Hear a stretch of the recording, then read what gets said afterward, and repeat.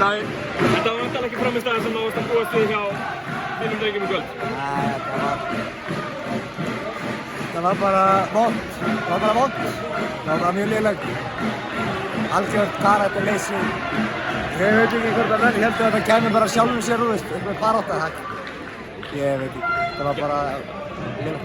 Gerðu þetta erfitt fyrir þig að fá versta leikinn einhvern veginn frá liðinu í þessum lokaleik þegar það er frá close-out-leik? Já, bara, veist. Það er ógeðslegt að tapa, skilurðu, en að tapa með 30 stigum að heimavelli í svona mikilvægum leik, skilurðu, það er bara ekki ásættanlegt. Væntanlega fúll að pirra núna yfir þessu, en hvernig metur þú tímabilið svona í heild hjá okkur í stóð? Þú veist, það ætlum maður að vinna eitthvað, skilurðu. Það var alveg skýr markmið fyrir tímabilið, en þetta er ekkert ömurlegt tímabil, þannig séð þó að það sé ömurlegt að tapa hérna í 3-0 í undanúrslitum. Við förum í bikarúrslit og við lendum í öðru sæti í deildinni, þannig að, en þú veist, hvernig erum að tapa núna er náttúrulega bara, ógeðslegt.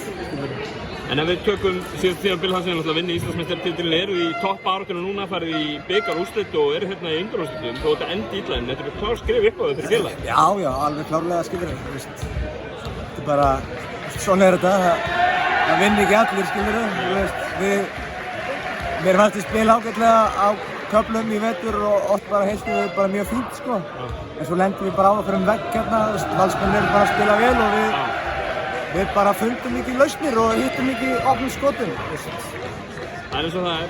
Svona alveg á lokum, við gerum ráð fyrir að þú heldur áfram í Þorlákshöfn.